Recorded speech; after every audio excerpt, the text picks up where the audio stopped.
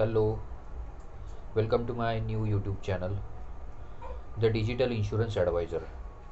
My name is Nikhil and आज मैं आपको बताने वाला हूँ सिविल इम्प्रूवमेंट के कुछ ऐसे ट्रिक्स एंड टिप्स जिसकी वजह से आपका सिविल बढ़ेगा ही नहीं बल्कि इम्प्रूव भी होगा। और जब कभी भी आपको लोन लेने की ज़रूरत पड़ेगी तो आप लोन लेने के लिए एलिजिबल भी रहेंगे। सो हेलो फ्रेंड्स, अगर सिविल का फुल फॉर्म अगर काफ़ी लोगों को वैसे पता है, काफ़ी लोगों को मे बी नहीं पता है, राइट। तो उस हिसाब से अगर देखा जाए तो सिविल का एक्चुअली फुल फॉर्म होता है credit information bureau of India limited, right, CIBIL। Actually CIBIL ये एक सेंट्रलाइज गवर्नमेंट की तरफ से रेगुलेटेड होता है और RBI का इसके ऊपर पूरा कंट्रोल रहता है। RBI जब चाहे जहाँ चाहे कस्टमर का सिविल स्कोर अपग्रेड भी करा सकती है और उसको डाउनवर्ड भी कर सकती है, राइट। तो सबसे मेन मुद्दा है कि ये सिविल क्यों चेक किया जाता है हर बार। सिविल ये एक ऐसा प्लेटफॉर्म है जहाँ पे कस्टमर की क्रेडिबिलिटी, उसका एसेट्स और उसकी लाइबिलिटी समझ में आती है।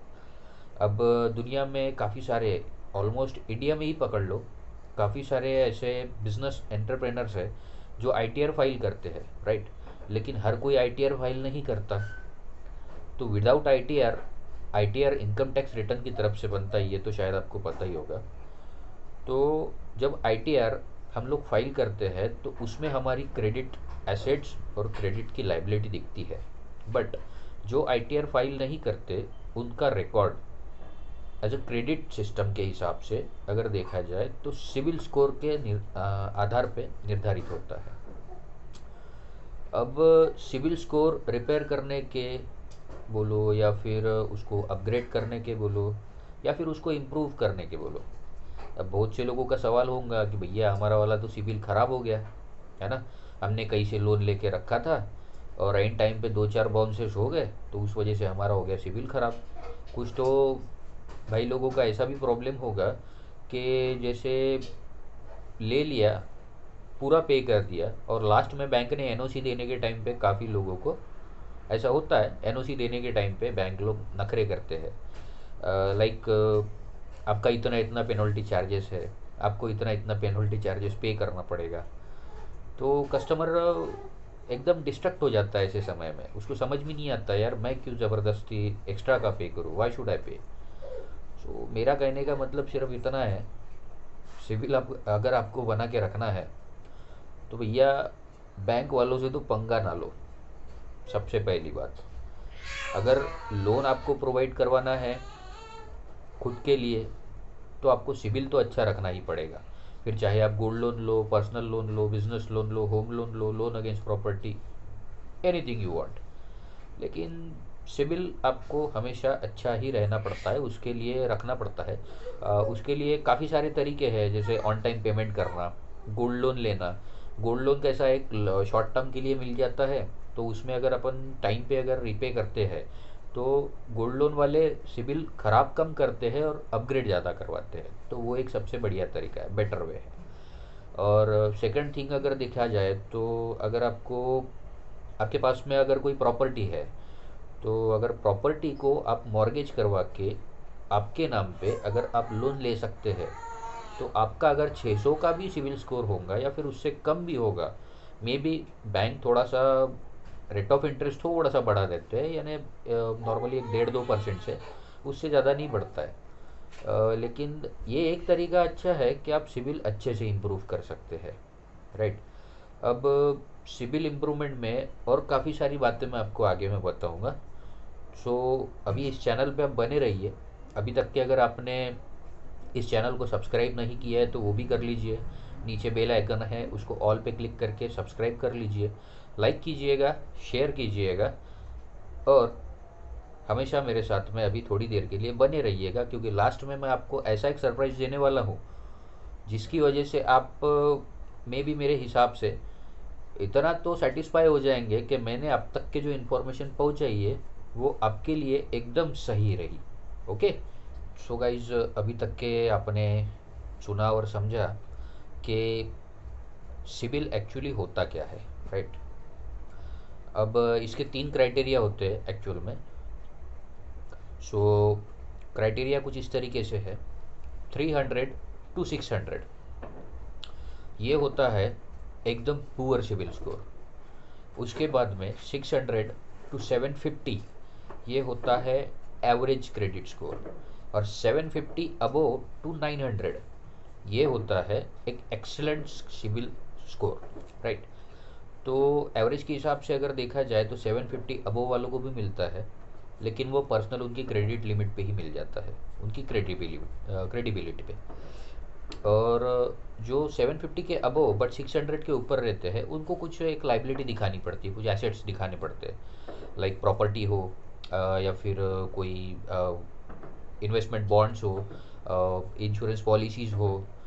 तो इस तरीके के सिविल स्कोर लोग यानी बैंक वाले एक्चुअली कंसिडर करते हैं।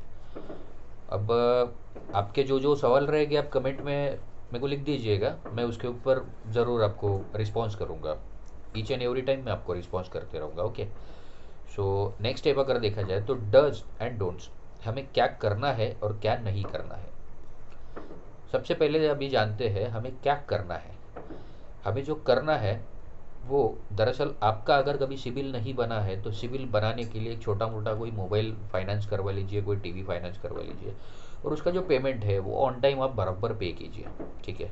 मे बी अगर आपको लगता है कि आप अगले महीने पे नहीं कर पा रहे हो तो पहले ही महीने, वैसे तो अगर देखा जाए 1 से लेकर 15 तारीख के बीच में अगर किसी फाइनेंस कॉरपोरेशन ने आपको लोन प्रोवाइड किया है तो वो नेक्स्ट मंथ में ही आपको 5 तारीख के 1 से लेकर 10 तारीख के बीच में ईएमआई लगा देते हैं, राइट।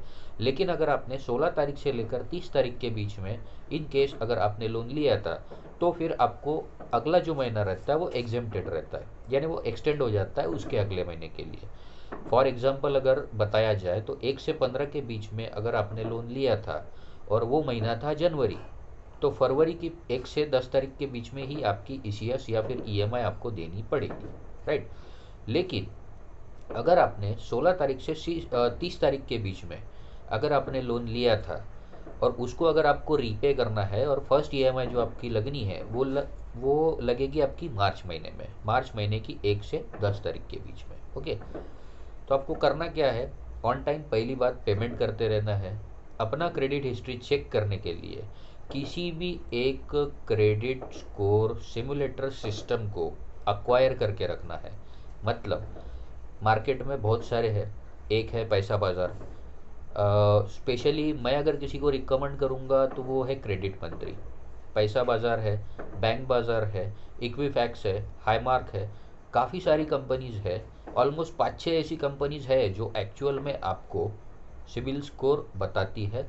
हाँ, थोड़ा बहुत पॉइंट्स में 10-20 पॉइंट्स में फ्लक्चुएशन रहता है, लेकिन अगर आपको एग्जैक्ट सिबिल स्कोर चेक करना है तो सिबिल.com के ऊपर ही आप चेक कर सकते हैं, और उसका लिंक मैं डिस्क्रिप्शन में आपको दे दूंगा, तो जिसके वजह से आपको सिबिल चेक करने में आसानी हो जाएगी। सिंपल प्रोसेस होता है, कुछ डिटेल्स डालनी है, नाम डालना है, पैन नंबर डालना है, पैन कार्ड की डिटेल डालनी है, डेट ऑफ बर्थ डालनी है, मोबाइल नंबर जो आपका करंट में या फिर लोन लेने के समय में आपने जो यूज़ किया था वो मोबाइल नंबर डालना है, उसके ऊपर ओटीपी आता है।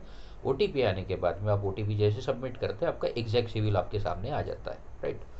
अगर आपको चेक करना नहीं आता तो मैं उसका भी लिंक डिस्क्रिप्शन में दे दूंगा, उसका स्टेप रहेगा वो भी मैं वहाँ पे बता दूंगा, मेंशन कर दूंगा, ओके। सो ये हो गया। अब आपको करना क्या नहीं है।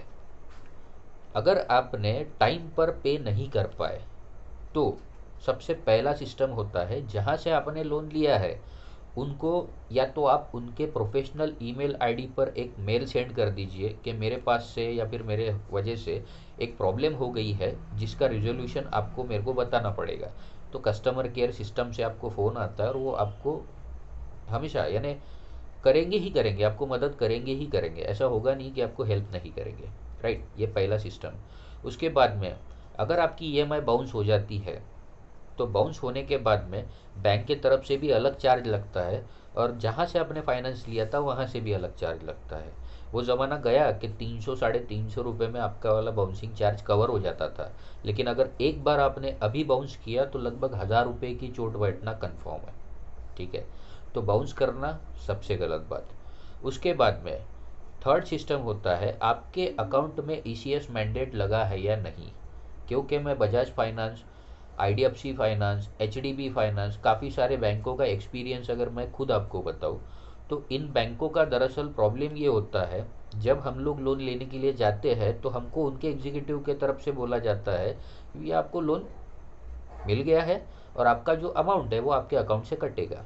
लेकिन फर्स्ट ईएमआई के टाइम पे ही ईसीएस मैंडेट कंप्लीट नहीं होता और उस वजह से आपका वाला जो अमाउंट रहता है वो डेट पे कटता नहीं है। आपको लगता है कि मैंने अकाउंट में तो रखा है भाई, तो मेरा तो कट जाएगा ना, ऐसा नहीं होता। तो सबसे पहले फर्स्ट ईएमआई के पहले बैंक को पर्सनली फ़ोन करके ये वेरीफाई करो कि मेरा अकाउंट ईसीएस मैंडेट क्लियर हुआ है या नहीं।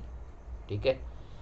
और सबसे मेन बात, अब अगर मैं एक लास्ट थिंग आपको बताना चाहूँ, तो अगर आपको सिविल इम्प्रूव करना है वो भी 90 डेज़ के अंदर, तो एक सिंपल ट्रिक बताता हूँ।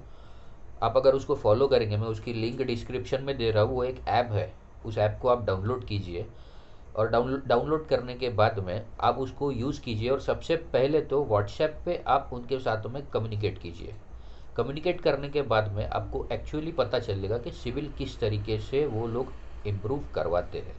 सिविल इम्प्रूव करने के काफ़ी सारे तरीके हैं, वो लोग आपको बताएंगे। उस तरीके से अगर आप फॉलो करते हैं तो मे बी आपका सिविल 90 डेज़ के अंदर डेफिनेटली इम्प्रूव तो होगा ही होगा, up to 200 points, almost up to 200 points.